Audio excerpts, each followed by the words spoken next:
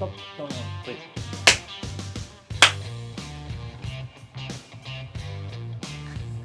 Are you back to laughing? So it hasn't lasted long. All right, welcome back to another episode of the Barrow Podcast. Yeah, boy. I want to announce the next book that we're going to look at, and I'll say it at the end of the episode, but on our next book episode, we're going to be doing The Catastrophe Hour by Meghan Daum, collection of essays, really good. And the reason we're going to be doing that is probably going to be clear after we do today's episode, which, the Catastrophe Hour, the catastrophe of weddings, and, but no, look, there's an introduction in that book that is about her getting divorced. No, I don't know. I just it just put me in mind of that. Yeah. Last time we were talking about engagement arrangements, engagement cake. I thought we'd follow up with the wedding. So Deb, tell us all about your wedding day. The wedding. Now you've said gala event. A gala event. Okay. Yes. Go on. Do tell. I've always been a self-righteous so-and-so. Have you? I remember at school being self-righteous. About how the other girls weren't living up to what they should be living up to. What do you mean? Well, they weren't attentive at the prayers that I'd set for the day. The prayers? Yes. I was in charge of prayers. And one took that seriously, just as one did walking down the aisle in a white dress.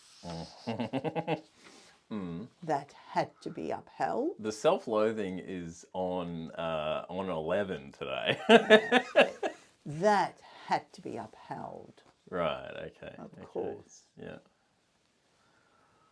So, the dress was magnificent. Styled on my mother's. Well, of course. Hang on a minute. Because I'm pretty sure we mentioned this like fleetingly on another episode, okay. right? No, but I'm certain we've mentioned it, but it was the thing I meant to bring up. Explain this. Your wedding dress is your mother's wedding dress, but Yes. it's not the same dress, literally. No, I mean, there was, like, many people have worn their mother's or their grandmother's wedding dress. It is a thing. Sure. That girls might fall in love with grandma's lacy dress and want to wear it. And I did love my mother's dress because it was very plain and it had an extremely long train. So that was important to me. Plain train. Of course I couldn't wear it because it had been in a trunk in a house that had gone through a fire. Right. So it was battered and bruised. Okay, sure. And the wax flowers on the headpiece were all melted together, and of course we kept that for a number of years. It's only just in recent memory gone. It's only very recently that we got rid of it. Disposed of both dresses. That was a moment. Yes, it was. It was a moment. Yeah. So anyway, my dress was styled in the same way. Okay. My mother had worn cream. Not white. Now, there's no reason for that Except to be different. other than her own mother's interference. Oh, okay. That's interesting. Yes.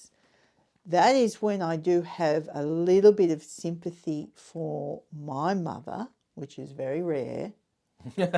My mother had to organise and do everything for herself, even buy and cook the chickens that were served for the after eats. And my grandmother, my nan, did nothing other than worry about her hat and her accessories. Yeah, so you get And underparenting and then overparenting. yeah, and so then, you don't wear white because it'll get dirty. Let's have a cream dress. Was my grandmother's bit of advice. Okay. There you go. Right. So Mum's was cream satin. Mine was white, crepe, Right. satin-backed crepe. Right. Made in exactly the same style, plain with the covered buttons and long sleeves, even though I was married as she was in the height of summer. And a very, very long train. So yeah, I loved it.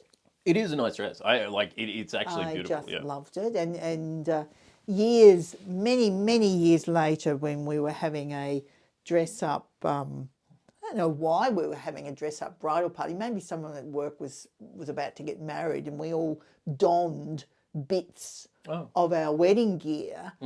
And I could actually, at that point, still fit into it. So, of course, I was the centre of attention in the staff room. Oh, yeah, okay, sure. Okay. Okay. All right, that's another story. So, yes, and of course the bulbs that had been planted had grown. Still can't remember that flower, can you? Gladiolus. Gladiolus. Gladdies, because we had white and red gladdies at the church. Okay, yep. I didn't carry a bouquet. In Mum's day, it was you had a big bouquet. I think Mum had a trailing bouquet, actually. I had... It's bouquet, actually. I had a mother-of-pearl gold-leafed prayer book from France. Oh my God, And you're so pretentious. I had a lace handkerchief. Yeah. And I had rosary beads. Yeah. From Italy or France, or purchased by my mother. What are you mocking here? Are you mocking yourself, or are you mocking... I'm mocking everything. Yeah, but like, I mean, you're in a particular mood today. Like, whoa, like, you know, jeez. Pull back. Whoa. But I was very happy with all of this. Well, it was just beautiful. Well, two things that come to mind here is I'm like, well, yeah, one, you loved all this. I know, and the prayer book was it was so apt for me because I was a little religious little girl, and my rosary beads little twit. were important. And I think I had a little lace handkerchief. You are like the girl I give the widest berth to at the pub. Like, I would have nothing to do with you. Like, you seem so But I don't annoying. think... See, isn't it funny how you... Perceptions of yourself... I don't think... To emanate the right... I don't think I gave off that. Yep. Emanate, exude... Exude... I don't think I gave that off. No, see, this is the tricky thing And certainly in years to come when I'm, the social extraordinaire at your work, workplace. Yeah. I don't think I gave off that. Pretension and whatever. But that's another space I was in. Yeah. It's tough, like, because you are... Well, actually, you know what? I shouldn't mock you either, because it goes back to something that we were actually saying. We might have said it the other day or whatever, but it was like, oh, God, what was it? That... Yes, that your true reactions and feelings about things... Okay, it was when we did that Burrowed Deep episode on The Lost Daughter. Mm-hmm. That, your responses to things seem to be more informed by the people around you than actually your true self. Like, your true nature is a much more down-to-earth, open, emotionally in tune, blah, blah, blah person. It's someone that I actually find really reasonable and really interesting.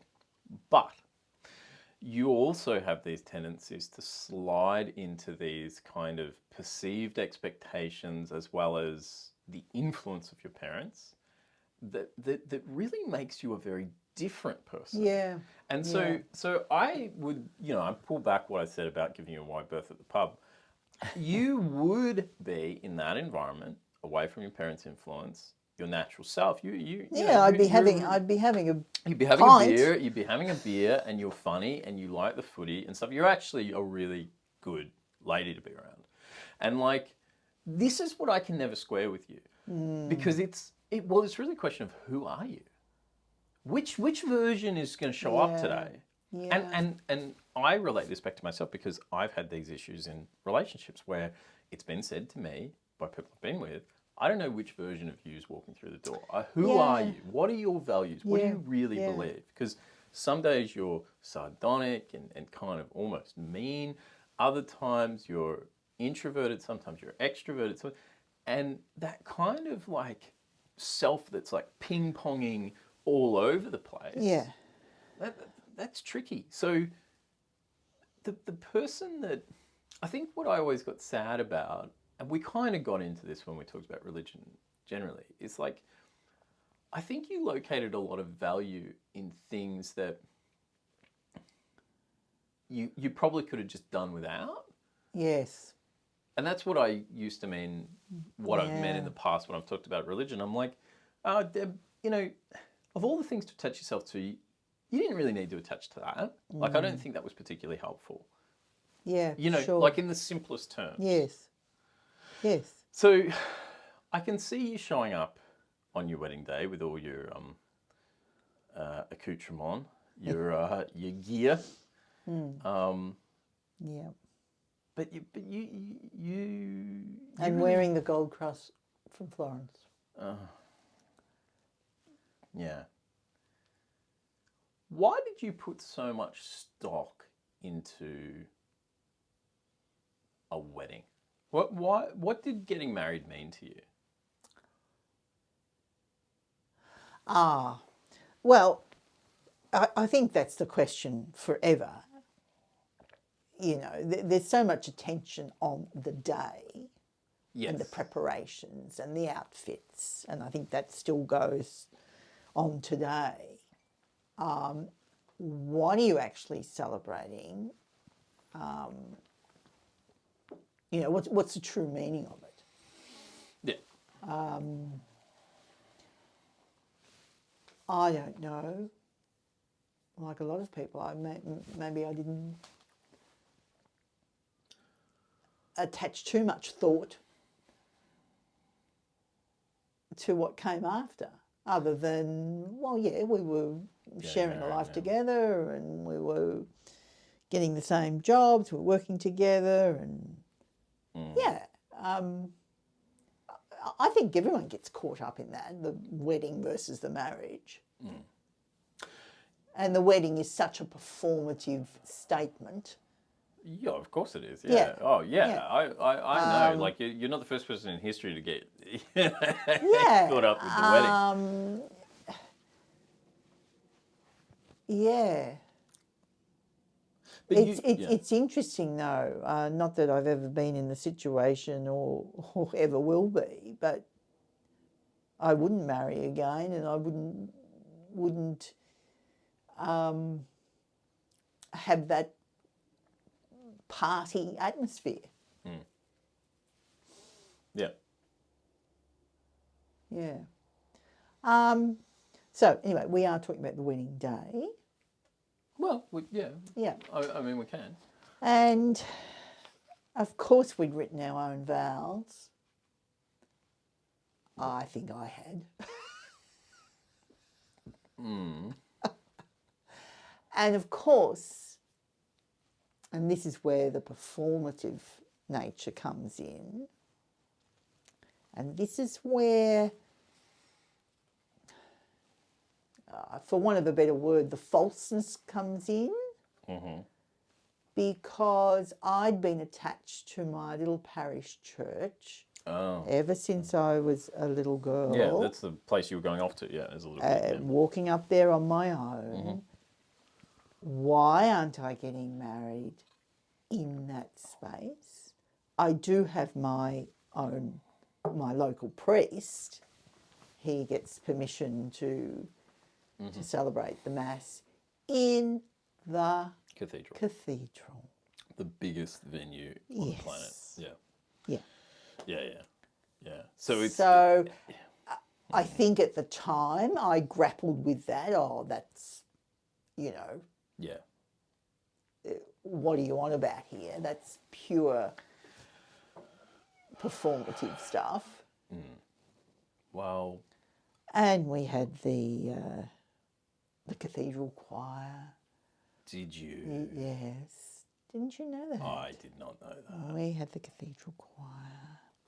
Oh dear. It was like the wedding of the year. So it's the Edinburgh tattoo. Oh, absolutely.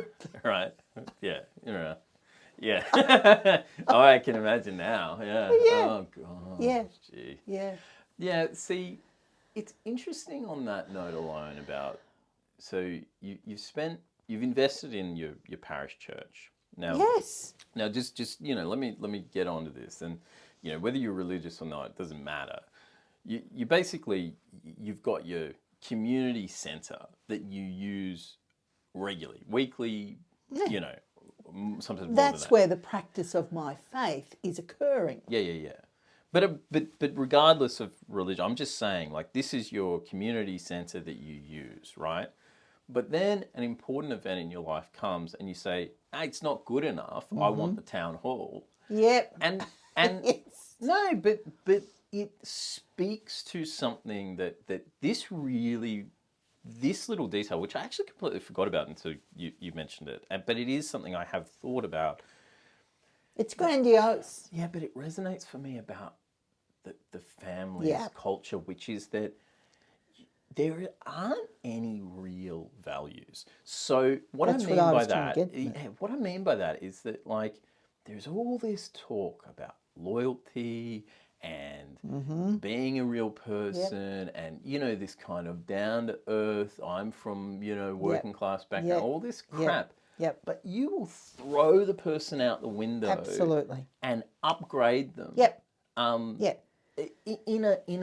In a blink. And I'm not talking about you. I'm talking about your father epitomized this. He could not stop talking about his value system that was so strong and so this and so that. But the moment he has the chance for something a little bit better, or someone crosses him, it's gone. All the values are gone. Yeah. and that's what I meant before. So what is the value of my faith and the practice of the faith within my parish church? That's all thrown out the window. It's all gone. For a grandiose... For a photo. Yeah. Yeah. Moment. I don't want my photo in front of this place. Yeah. It's like, but don't you have a relationship with it? Doesn't it mean something to you? Yeah. And it does, because I talk about that. I talk about... not being able to fully involve myself. We've talked about that. But I sat in the same seat, and in fact, in not all those many years ago, I was in my hometown for something else.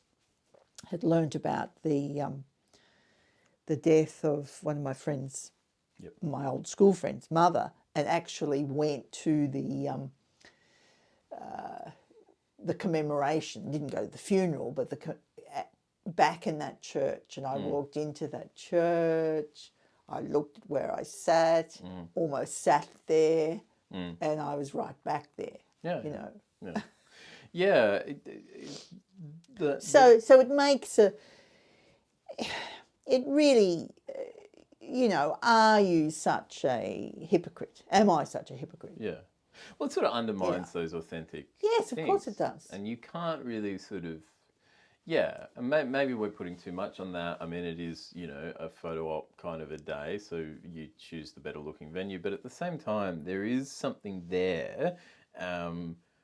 There is something there that's in the water with the family. Of course there is. About really adhering to values. There's a lot of talk about values, but adhering to them is a very different thing. It's optional. And the rules that are always so important are sometimes become optional, and oh well, this is an important rule for everyone else, but we're just going to tweak it a little bit for us. Yeah. And there's always that kind of excuse making. Yeah, well, it goes to over the years, like certain rules around things. Oh well, no, we want to do this.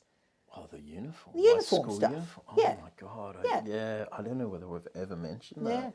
Yeah. I think maybe we have, but. Oh yes, okay.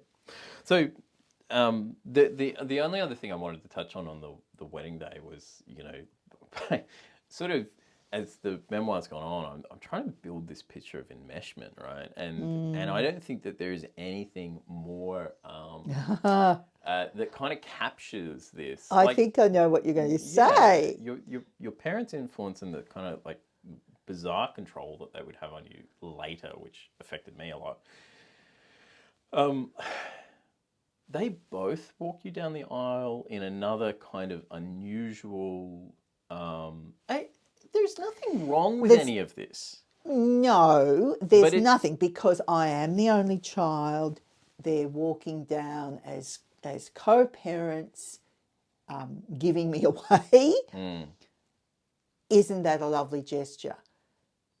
It is, but it can certainly be talked about in other ways in regard to the whole family setup. Yeah, and as a writer, I mean, like, I find those kinds of moments where it's like, yeah, that's touching and whatever, but it means something else. It's symbolic. Yeah. It's symbolic of the kind of control. Yeah. It's symbolic of their presence and their influence. I found it really fascinating. Yes, because going on from there, they are part of the show. Whereas, the dad usually quietly walks the bride down and quickly sits back down. But here we are. All three musketeers. Whose day is it? And really that's kind of where I looking back and looking at your engagement and looking at your wedding, it's the three of you. It's your mother in a lot of ways, but driving it. But it's this kind of grandiose, self-important stuff. It's very theatrical. It's very performative. It's very And again, all weddings are. I get all that, but like in terms of influence, like I mean, we talked last time about your mother insisting on upgrading the engagement ring, and she does it again with the wedding. She just tells her, your parents-in-law what they're going to contribute, doesn't she? Oh, you in terms of gift, do you mean? Or money for the wedding or something. Didn't she do that? Didn't she stipulate that you'll pay this and we'll pay that? I can't remember that, because it's usually in the bride's domain to do all the payments. You were telling me something recently about... No, I was talking about gift. Oh, okay. So what's that? No, I was talking about the gift. Yeah. My parents gave a sum of money, and my grandparents did. And yes, they were told. But your mother is to give the same. But that's what I'm saying. It's like she's straight up telling someone exactly how much money they need to contribute to something, right? That's pretty crazy, isn't it? Like, I mean, I don't know. Like, these things with families scare me. Like, I saw so much of this on display that it's made me very wary of ever being with anybody, because I fear families. Like, I have this thing of like... weddings can be complicated. Can bring that stuff out. They can be. I'm not excusing anything that happened with us, and there certainly weren't any arguments. But there was an expectation that they would match, that his parents would match what my parents were doing. But they weren't in the financial position to do it at that time. It seems. It I seems. don't, I don't know. I don't know. Yeah. And then of course, oh no, it's just about. I thought Sorry. of something else in terms of the day. You can take your time, and Cass can just edit this out. This is not it. The other, it will come to me. But my mother's stridency with her own mother that day, my grandmother, about watching her behaviour and how it had to be perfect. Really? Oh, she was always anxious about her own mother's behaviour. Well, yeah, we know that, but like, what do you? So she's laying down the law a bit. Well, yes. I mean, Nan was Nan, and you know Nan. But what Nan was pretty ordinary, and they didn't. She didn't drink or anything, and so Mum's looking at her. Well, don't try and drink and make that face. Just behave. Oh yeah. Oh.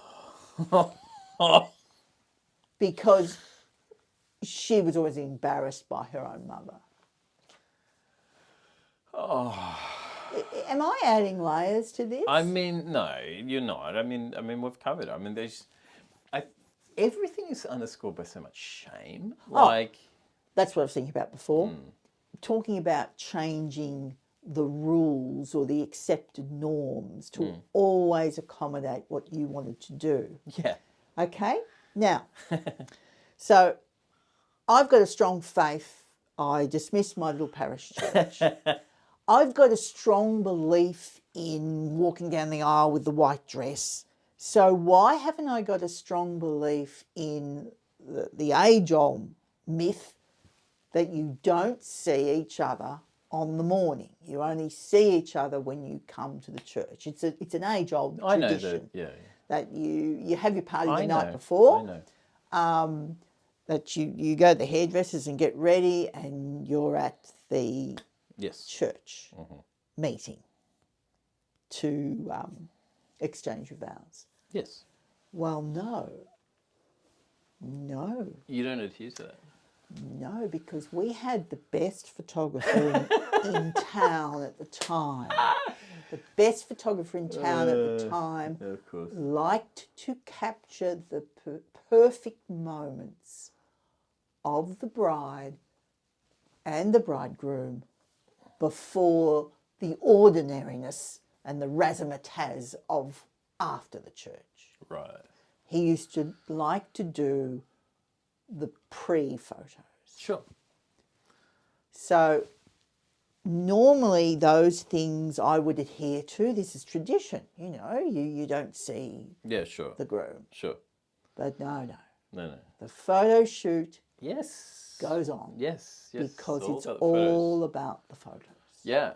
Oh, it's all about optics. So any kind of norm, any kind of rule, any kind of tradition can really be thrown away if it suits you. So there you go. Yes. That can be extended to anything. Yeah. Any absolutely. value system can be ditched. Yes. If you want to do this. Yes. So where's the grounding? No, there isn't any. And I think that's why I was very confused later, is that I would hear so much because your parents loved the sound of their own voice and how strident they were about everything. And then, but they would ditch anything simultaneously. Like they just turn around and contradict themselves. And I was constantly like, what? It was always important to get the photograph of the moment that was right, and get a record of it, and that was a perfect day, and we'll remember that was a perfect day, and that's the narrative. And it would sort of be like, it was, we've talked about it before, like this emotional brutality where it was like just such a fucking cold environment. Like you just like... So the photos that actually depict real people laughing in the moment. I remember there's lots of photos afterwards with my matron of honour and the groomsmen and all that. they're sort of, I mean, I think they're in the photo album, but they're sort of discarded as, I mean, that's real life people actually enjoying themselves and being themselves. Well, I've got a classic case of this, which is, you know, the photograph. So like you and I, I've been, it's just, Yeah. oh dear. It was necessary for you and I to have our photograph taken. I don't know why. It just was necessary at a certain point. Again, arranged by your parents. And I, on a Saturday, was to get dressed in my school uniform, go off with you to a photography studio and have these pictures taken with my mother. So we can, you know, it was sorted in the house. There was a place on the wall that this particular photograph needed to go. We need one of these. So anyway, I think I'm in, I don't know, grade 6, grade 7, something like that. No, you're only little. You're only when you just started over there. Oh, so grade 3, 4, Yeah. something like that. Okay. And so anyway, that's probably why it was taken. It was commencement of this new thing. Yeah. Anyway, I get dressed in my school uniform. We go to the photography studio. You're dressed up. Anyway, photographer takes a bunch of photos. And I remember just this hideous feeling in my stomach that day. I remember being bored. I remember sort of just, why, you know, do we have to do this? It's so stupid, blah, blah, blah.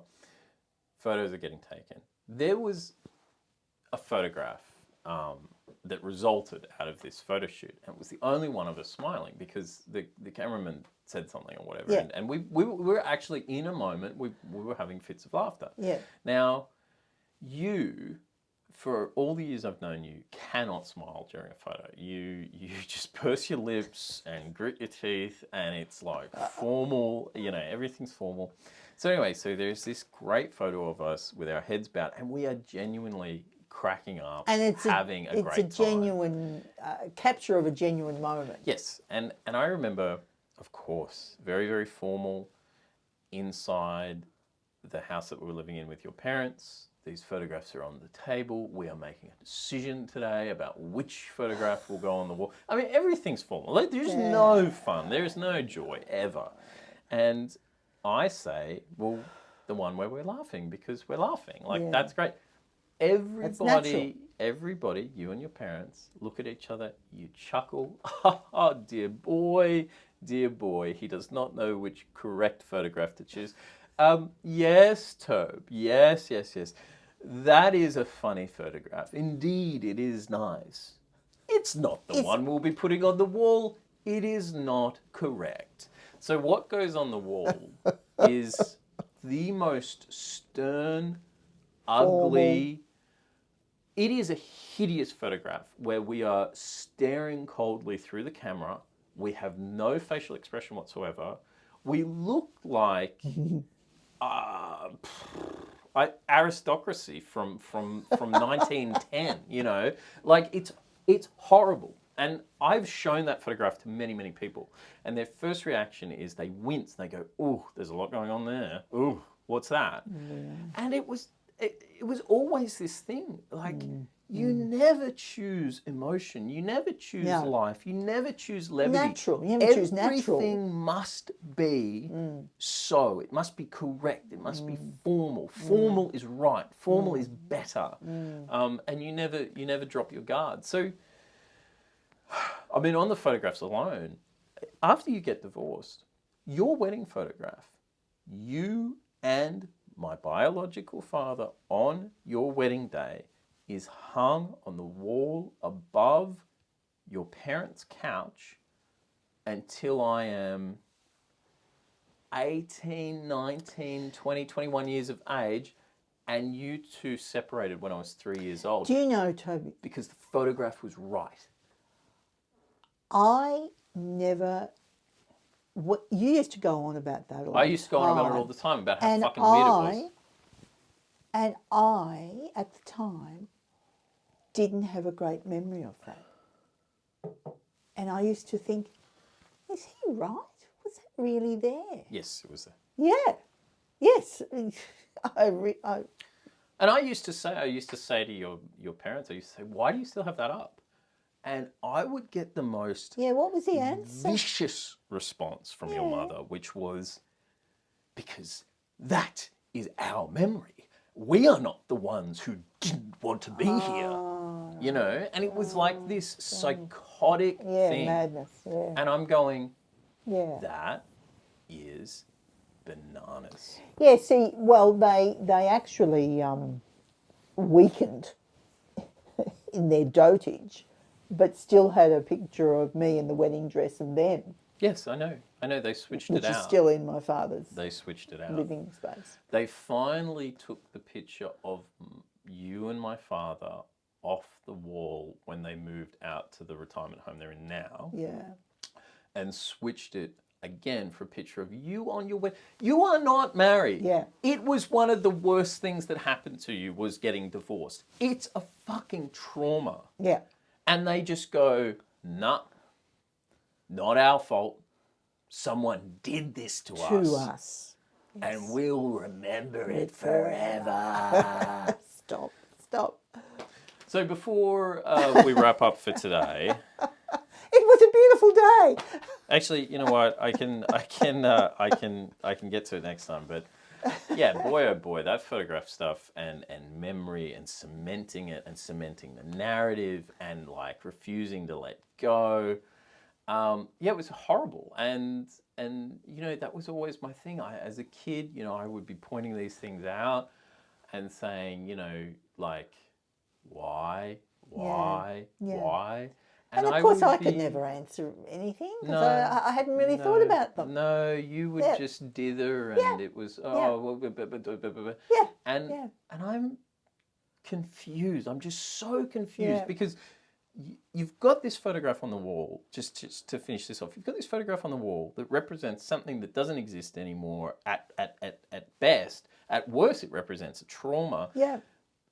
And you've got it on the wall in the same house as everybody is constantly talking about the failure of it and the demon of a human being that's in that photograph. Yeah. Why is it on the wall? Yeah. Take it down. Yeah. Stop. It's unreal. But you had a lovely wedding day. And that's the main fantastic. thing. That's all we wanted to say today was Mum had a wonderful wedding day and she really enjoyed it. The next book that we're going to be looking at is The Catastrophe Hour by Meghan Daum. And there will be a new reading episode up on the Substack tomorrow. So go and sign up and check that out. Until next time, bye.